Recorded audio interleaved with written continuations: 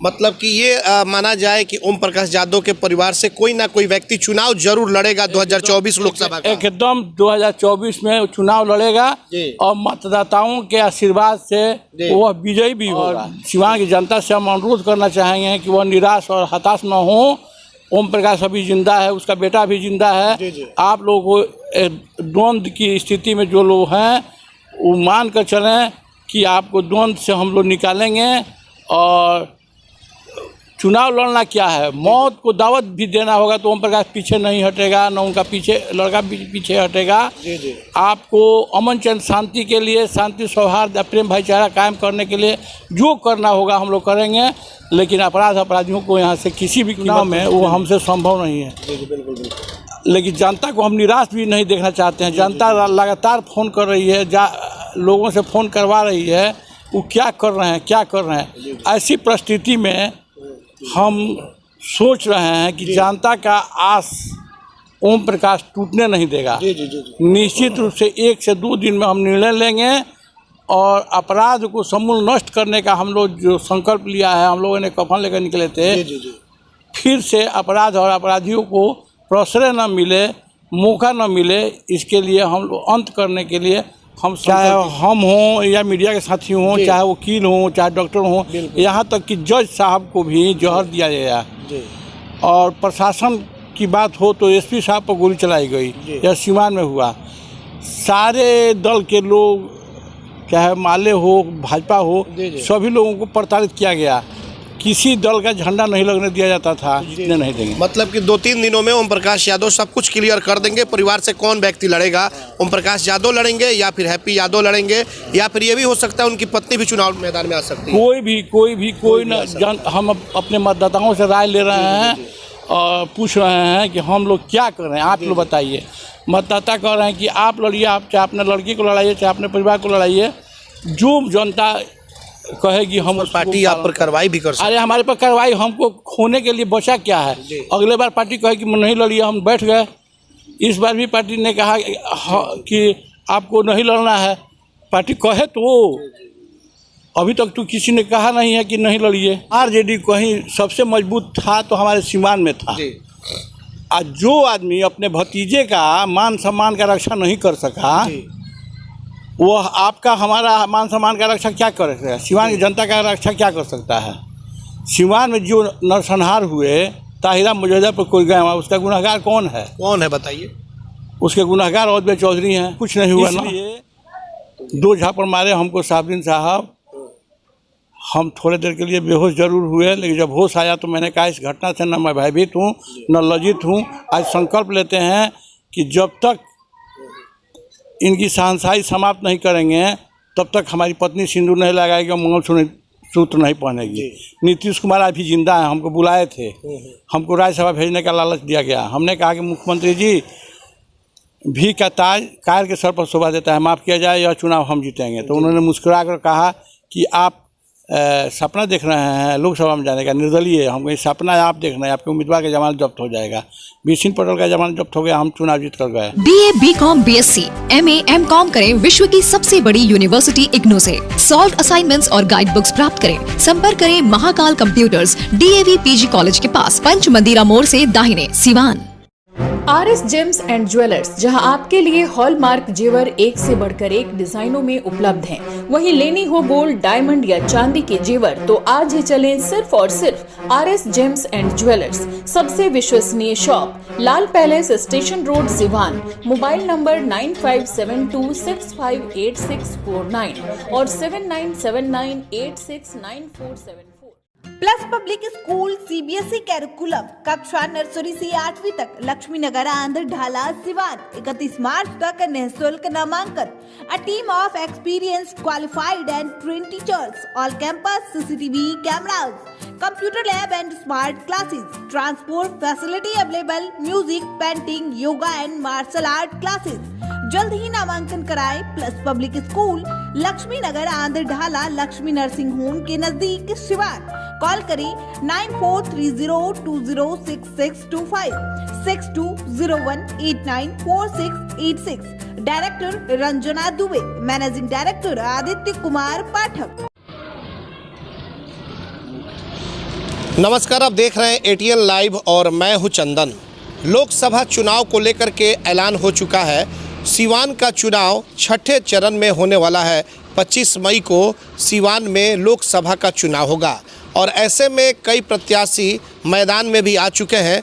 लेकिन सवाल यह है कि लोग सीवान संसदीय क्षेत्र के जो लोग हैं, जो जनता है, वो जानना चाहती है कि आखिरकार जो सीवान के पूर्व सांसद हैं ओम प्रकाश यादव, क्या वो इस बार चुनाव लड़ेंगे या फिर नहीं लड़ेंगे, क्योंकि बहुत सारे प्रत्याशी आए हुए हैं और उसमें ओम प्रकाश यादव की भी खोज लोग कर रहे हैं। इसी को जानने के लिए हम पहुंचे हुए हैं। ओम प्रकाश यादव जो सीवान के पूर्व सांसद हैं, उनके पास हमारे साथ मौजूद हैं।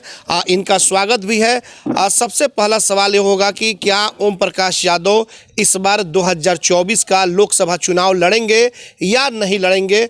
स्पष्ट शब्दों में थोड़ा सा सीवान की जनता जानना चाहती है आपसे। देखिए, सीवान राजेंद्र बाबू की धरती है, हिंदू मुस्लिम एकता के प्रतीक मौलाना मौजूद हक साहब की धरती है। सीवान आचार्य द्रोणाचार्य की धरती है। सीवान स्वतंत्रता सेनानियों के कर्मस्थली और उनके शहादत से रंगी हुई धरती है। अनेक ऋषि महर्षियों की धरती होने के बाद भी सीवान में एक ऐसी स्थिति परिस्थिति पैदा हुई थी कि सीवान लोग स्वतंत्रता पूर्वक जीना दुर्लभ हो गया था। चाहे हम हों या मीडिया के साथी हों, चाहे वकील हों, चाहे डॉक्टर हों, यहाँ तक कि जज साहब को भी जहर दिया गया। और प्रशासन की बात हो तो एसपी साहब पर गोली चलाई गई। यह सीवान में हुआ। सारे दल के लोग, चाहे माले हो, भाजपा हो, सभी लोगों को प्रताड़ित किया गया। किसी दल का झंडा नहीं लगने दिया जाता था। एक चंदा बाबू थे जो झंडा लगाए थे अपने घर पर, और सिर्फ झंडा लगाने के लिए उनकी हत्या कर दी गई उनके घर में। ऐसी स्थिति जब पैदा हुई तो आपने देखा होगा कि हम और हमारा लड़का चंद्र विजय प्रकाश उर्फ हैप्पी यादव, हम लोगों ने कफन लेकर के समाज में आए। हम सीवान की जनता को बहुत बहुत बधाई देना चाहेंगे कि लोगों ने आशीर्वाद दिया, स्नेह सहयोग दिया। और उस परिस्थिति में जब वोट देना प्राण देना दोनों बराबर था, उस समय मुझे लोकसभा भेजने का काम किया। सीवान की जनता निश्चित रूप से अहजह में पड़ी हुई है, सफोकेशन में पड़ी हुई है। हम संकल्प लिए हैं कि जब तक जिंदा रहेंगे सीवान की जनता के परिवार में किसी तरह का अप्रिय घटना नहीं होने देंगे। किसी तरह की कोई कठिनाई महसूस होगा, उस कठिनाई को अपने सर पर ले लेंगे, लेकिन जनता को खुशहाल देखना चाहते हैं। हमारे पास भी फ़ोन आ रहा है कि आप क्या कर रहे हैं। तो हमने निर्णय लिया है, क्योंकि हमारी तबीयत खराब हो गई। बड़हरिया प्रखंड के ग्राम हरिहरपुर लालगढ़ के हृदय चचा और नवलपुर के परमेश्वर यादव का हार्ट का ऑपरेशन करा कर लौट रहे थे। और हमने 3-4 दिन दवा नहीं खाया था बीपी का, उसी में मुझे ब्रेन स्ट्रोक हो गया था। सीवान की जनता का दुआ दावा दोनों ऊपर वाला ने कबूल किया। मेरा अंग भंग नहीं हुआ। हम बोल पा रहे हैं, चल फिर रहे हैं, अपने हाथ से अपने पैर से सब कुछ काम कर रहे हैं। लेकिन जो मेहनत करना चाहिए जनता चुनाव में, वो हमसे संभव नहीं है।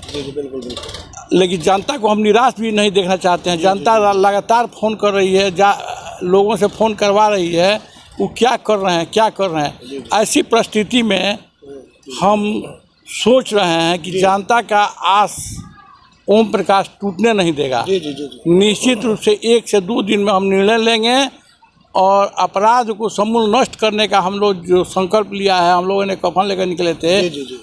फिर से अपराध और अपराधियों को प्रश्रय न मिले, मौका न मिले, इसके लिए हम लोग अंत करने के लिए हम संकल्पित हैं। तो क्या ओम प्रकाश यादव चुनावी मैदान में आएंगे या फिर स्वास्थ्य सही नहीं है तो बेटे हैप्पी यादव को चुनावी मैदान में लाएंगे? अब यही चर्चा कर लेते हैं अपने इष्ट मित्रों से, अपने परिवार के लोगों से और अपने मतदाता बंधुओं से। उन लोगों का जो भी निर्णय होगा उस निर्णय को हम स्वीकार करेंगे। मतलब कि ये माना जाए कि ओम प्रकाश यादव के परिवार से कोई ना कोई व्यक्ति चुनाव जरूर लड़ेगा 2024 लोकसभा का। एकदम 2024 में चुनाव लड़ेगा और मतदाताओं के आशीर्वाद से वह विजयी भी होगा।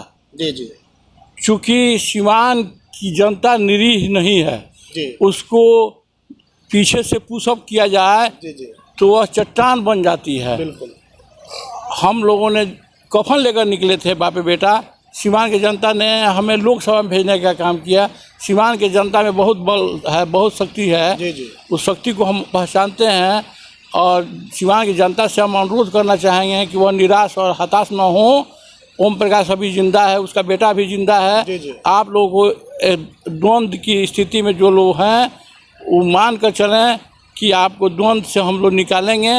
और चुनाव लड़ना क्या है, मौत को दावत भी देना होगा तो ओम प्रकाश पीछे नहीं हटेगा, न उनका लड़का पीछे हटेगा। जी जी आपको अमन चैन शांति के लिए, शांति सौहार्द प्रेम भाईचारा कायम करने के लिए जो करना होगा हम लोग करेंगे, लेकिन अपराधियों को यहाँ से किसी भी कीमत पर जीतने नहीं देंगे। मतलब कि 2-3 दिनों में ओम प्रकाश यादव सब कुछ क्लियर कर देंगे। परिवार से कौन व्यक्ति लड़ेगा, ओम प्रकाश यादव लड़ेंगे या फिर हैप्पी यादव लड़ेंगे, या फिर ये भी हो सकता है उनकी पत्नी भी चुनाव मैदान में आ सकती है।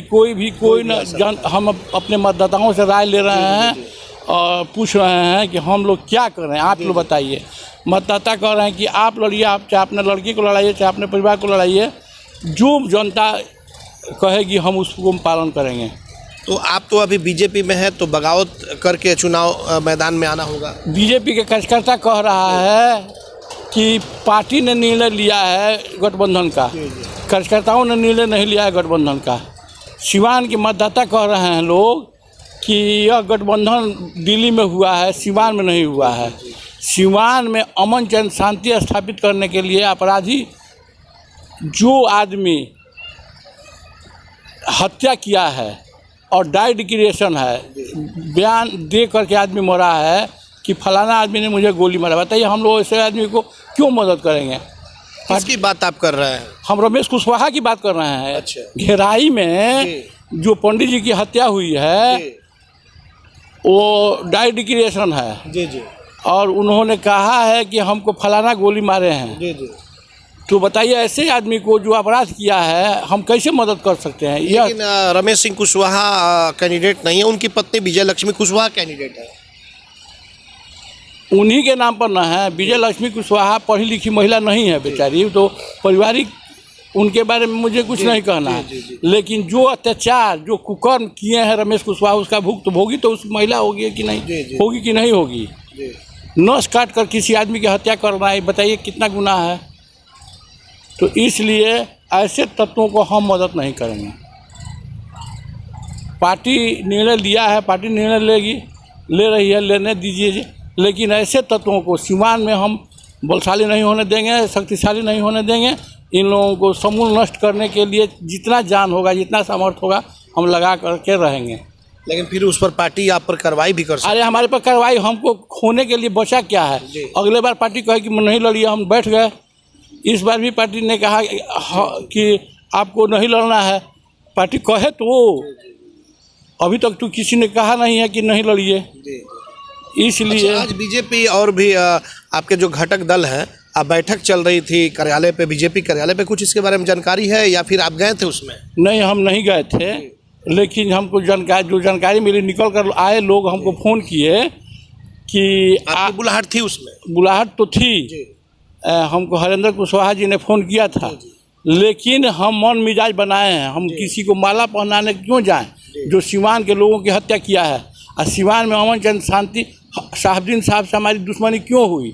उनके आपराधिक कुकृत्य की वजह से न हुई। उनके लड़के का नाम हमने निकलवाया, क्यों निकलवाया? कि लड़का निर्दोष था, जो मर्डर केस में नाम आया था। हम न्याय के साथ काम करते हैं और अन्याय के सामने खड़े हो जाते हैं, चाहे उस मरना कबूल करते हैं। हम किसी से डरते नहीं हैं। तो कार्यकर्ताओं ने निकल कर बाहर आकर कहा कि कार्यकर्ता मायूस है, आप क्यों नहीं बोल रहे हैं? हमने कहा कि वक्त आएगा हम बोलेंगे, आप लोग घबराइए नहीं। तो अब तो ओम प्रकाश जी वक्त आ चुका है। वक्त आ चुका है तो समय आने दीजिए, 1-2 दिन में हम पूरा क्लियर कर देंगे। कोई ना कोई चुनाव लड़ेगा, एकदम क्लियर, एकदम क्लियर है। चलिए अब हम थोड़ा सा बात कर लेते हैं ये राजनीति पे कि 2009 का चुनाव आपने लड़ा था, निर्दलीय के तौर पे आपको सांसद बना करके और सदन में सीवान की जनता ने भेजने का काम किया था। उस वक्त शहाबुद्दीन जीवित थे। इस बार का चुनावी जो समीकरण है कुछ अलग हो चुका है। मोहम्मद शहाबुद्दीन जो हिना साहब के पति हैं वो जीवित नहीं है, जो हिना साहब लगातार आरजेडी के टिकट पे चुनाव लड़ती थी, वो इस बार निर्दलीय चुनाव लड़ रही हैं और आपके समधी अवध बिहारी चौधरी राजद से इस बार एमपी का चुनाव लड़ रहे हैं। तो क्या स्थिति होगी सिवान की? देखिए, सिवान पूरे बिहार में आरजेडी कहीं सबसे मजबूत था तो हमारे सिवान में था। आज जो आदमी अपने भतीजे का मान सम्मान का रक्षा नहीं कर सका, वो आपका हमारा मान सम्मान का रक्षा क्या कर सकता है? सिवान की जनता का रक्षा क्या कर सकता है? सिवान में जो नरसंहार हुए, ताहिरा मुजहिदा पर कोई गया हुआ, उसका गुनहगार कौन है? कौन है बताइए? उसके गुनहगार अवध बिहारी चौधरी हैं। इसलिए कि इनके कार्यकाल में हुआ, ये मंत्री थे, ये चाहते तो वो हत्या नहीं होती। आज भी आप चले जाइए, एक यादव का गांव है मुजहिदापुर, मुजाहिदपुर में लोग बता रहे थे, हम गए हैं वहाँ उस गांव में वोट मांगने, जब एमएलए के चुनाव लड़ रहे थे, कि हम लोग 2 महीना ऊख के खेत में भोजन किए हैं। दूसरे जगह से भोजन बन गया था, छुप करके रहते थे। माने सिहरन हो जाती है वैसे वातावरण के सुन करके। आखिर इसका गुनाहगार कौन है? अवध बिहारी चौधरी ना है। और इनके घर पर चढ़कर अपराधियों ने इनके भतीजे की पिटाई कर दिया, कुछ नहीं हुआ ना। 2 झापड़ मारे हमको साहबुद्दीन साहब, हम थोड़े देर के लिए बेहोश जरूर हुए, लेकिन जब होश आया तो मैंने कहा इस घटना से न मैं भयभीत हूँ न लज्जित हूँ। आज संकल्प लेते हैं कि जब तक इनकी शहंशाही समाप्त नहीं करेंगे तब तक हमारी पत्नी सिंदूर नहीं लगाएगी और मंगलसूत्र नहीं पहनेगी। नीतीश कुमार आज भी जिंदा हैं, हमको बुलाए थे, हमको राज्यसभा भेजने का लालच दिया गया। हमने कहा कि मुख्यमंत्री जी, भी का ताज कार के सर पर शोभा देता है, माफ़ किया जाए, यह चुनाव हम जीतेंगे। तो उन्होंने मुस्कुरा कर कहा कि आप सपना देख रहे हैं लोकसभा में जाने का, निर्दलीय। हम कहीं सपना आप देख रहे हैं, आपके उम्मीदवार का जमानत जब्त हो जाएगा। बीसिन पटेल का जमानत जब्त हो गया, हम चुनाव जीत कर गए। उसी का खामियाजा है कि बार बार मेरा टिकट ले लेते हैं नीतीश कुमार जी। और नीतीश कुमार के बाजू में कितना दम है हमने देखा है, चाहे दरौंदा चुनाव हो, चाहे लोकसभा चुनाव 2009 हो। मतलब नीतीश जी आपसे दुश्मनी निकाल रहे हैं? निश्चित रूप से दुश्मनी निकाल रहे हैं। 2009 की चुनाव बिसिन पटेल की मामला आज भी निकाल रहे हैं। तो भारतीय जनता पार्टी के सारे कार्यकर्ता, सारे नेता, सारे मतदाता एकजुट होकर मतदान करेंगे हमारे उम्मीदवार को। हिना साहब निर्दलीय हैं इस बार, पति भी उनके जीवित नहीं है इस बार, समीकरण अलग है और आप देख भी रहे होंगे लगातार। क्या लग रहा है हिना साहब कितनी मजबूत दिखाई दे रही हैं आपको? देखिए, हिना साहब मजबूत क्या है, जब आरजेडी से बेचारी नहीं जीती तो निर्दलीय कैसे जीतेंगी? अभी मजबूत। लेकिन कहा जा रहा है कि बहुत सारे जातिगत अगर वोट की बात कर रहे हैं तो बहुत सारे वोट इस बार उनके साथ है, क्योंकि निर्दलीय है। पार्टी से हुआ करती थी तो बहुत सारे जाति के जो वोट थे वो उन पर नहीं चढ़ते थे। लेकिन हिना साहब ने तो ये भी कह दिया कि सभी रंग हमारे हैं और सभी सिवान के लोग हमारे हैं। निश्चित रूप से उन्होंने कहा है, लेकिन उनका पुत्र क्या कर रहा है, माँ होने के नाते उन दिख रही हैं कि नहीं? सिवान के दक्षिण कौन जगह है वहाँ उसने क्या किया आपने देखा होगा। मोतिहारी में जाकर क्या किया आपने देखा होगा। अच्छा है, बिना पूछे अगर माँ से एक अपराधी के जनाजे में जाना, ये कहाँ का असूल है? इसलिए हमको नहीं लगता है कि शरीफ जनता, सिवान की भोली भाली जनता किसी तरह के बहकाव में आने वाली है, अब पड़ने वाली है। अमन चैन शांति के लिए लोग काम करेंगे, मतदान करेंगे।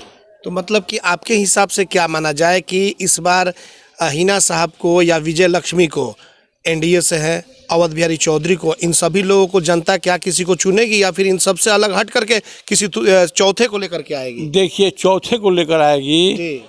और सिवान में बहुत पहले एक मीडिया ने कहा था कि सिवान में जो लड़ाई होने जा रही है निर्दलीय भर से निर्दलीय होने जा रहा है। निश्चित रूप से हमारा जो उम्मीदवार होगा वो निर्दलीय होगा और निर्दलीय से हिना साहब से लड़ेगा।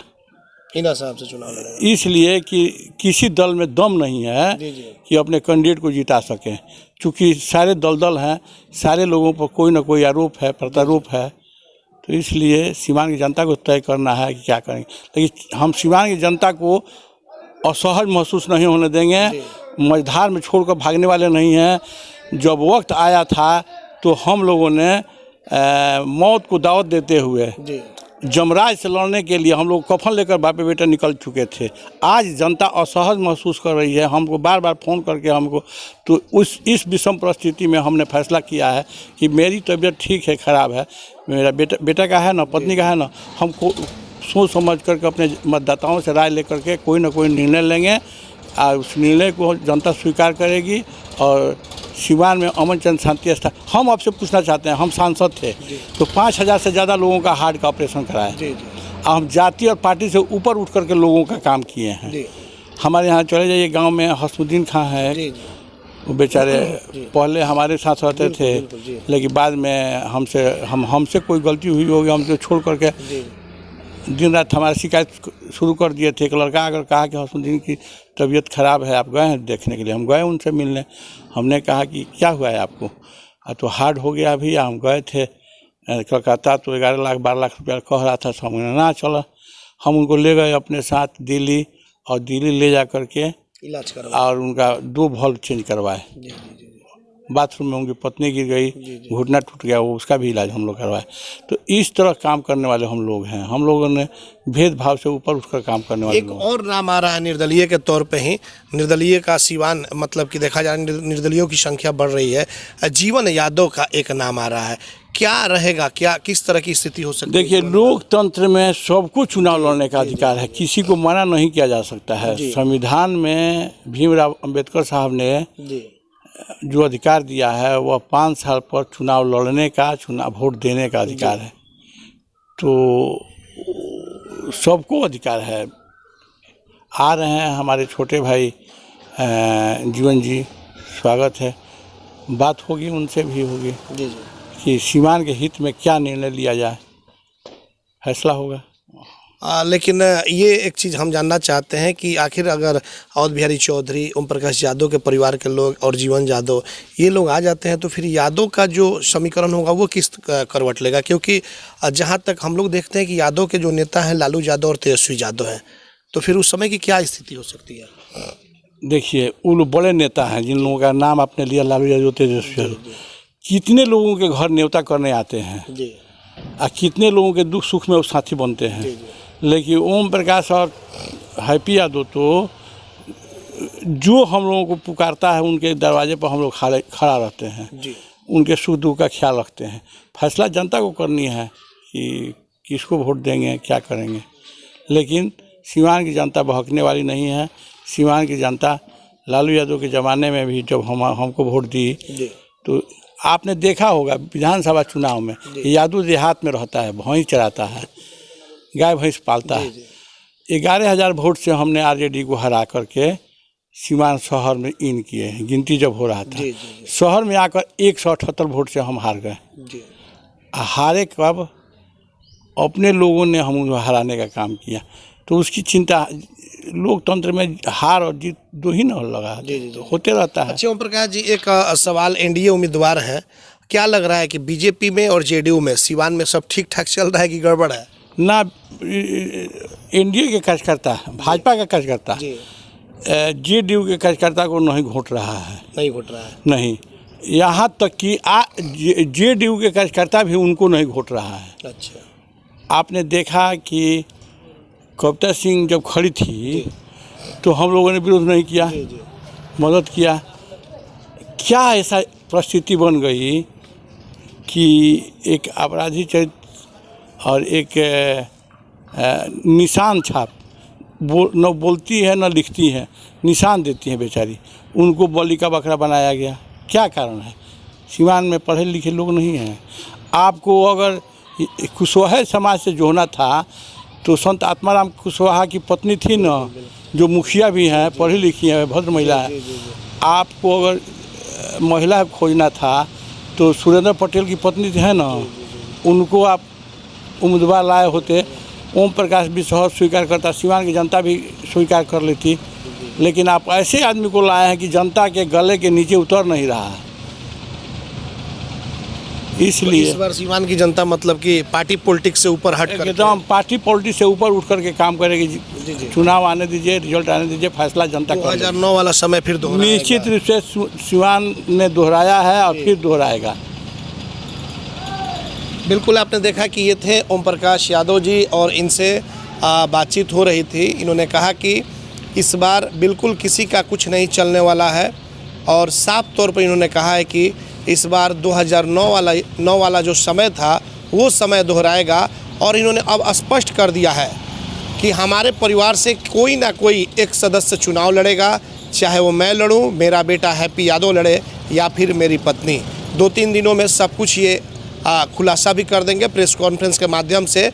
ओम प्रकाश यादव अगर चुनाव लड़ते हैं या इनके परिवार से कोई भी व्यक्ति अगर 2024 में चुनावी मैदान में आता है तो बिल्कुल सिवान संसदीय जो सीट है लोकसभा, उसकी राजनीति कुछ अलग होगी, लड़ाई कुछ अलग होगी।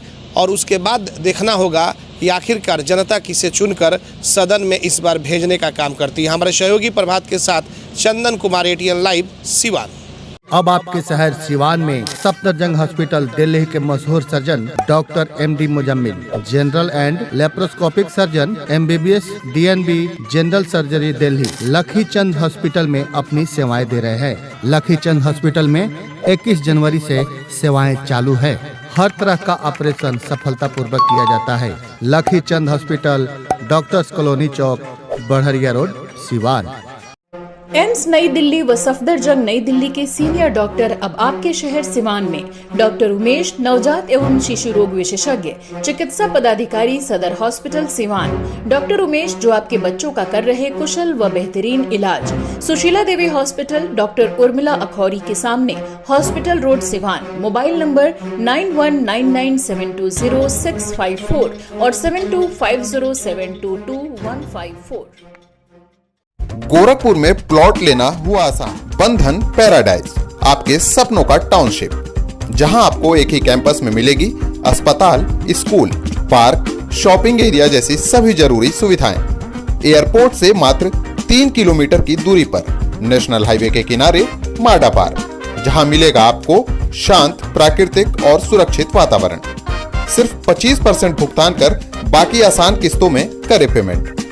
तो इंतजार किस बात का, आज ही दिए गए नंबरों पर कॉल करिए, हमारा साइट विजिट करिए। हमारा पता है बुद्ध विहार पार्टे निकट GD office, Taramandal, Gorakhpur. Emmanuel group of school Hardiya मोड़ and Anand Nagar Siwan. Admission open season 24-25. Limited seats. Hurry up. Emmanuel Group of School, Haradia More and Anand Nagar, Siwan. Call करें 7761872900 9934407656. Daffodils School and Kids Zone Pre-Nursery CBSE curriculum announced free admission till March 2024. Admission open. Wishing everyone happy Saraswati Puja and Holi. Green and peaceful surrounding 5 days a week. Computer classes, yoga and dance classes. Special emphasis on math, science and English. Vehicle available on all routes. Listen compound Mahadeva Sivan. Mobile number 9631724798. अब बड़े बड़े शहरों के बाद सिवान में खुल गया Birla open minds international school. Admission open for session 24-25 nursery to class 6 CBSE curriculum Andhra ढाला मड़कन सिवान। कॉल करें 9122899149। सिवान में खुल गया है जानदार व शानदार hotel grand Pataliputra, a comfort stay जहां मौजूद है luxurious room, restaurant and banquet hall. Siwan Merwa main road near Daroga Rai college, Srinagar, Siwan. Call करें 8797773511 9263020725।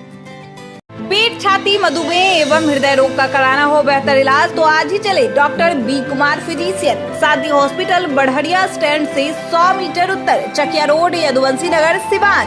शांति हॉस्पिटल में ICU, ECG, monitor, nebuliser, infusion pump, oxygen की व्यवस्था। डॉक्टर बी कुमार 24 घंटा इमरजेंसी सेवा उपलब्ध, चकिया रोड, सिवान। कॉल करें 8757309680 9162673618।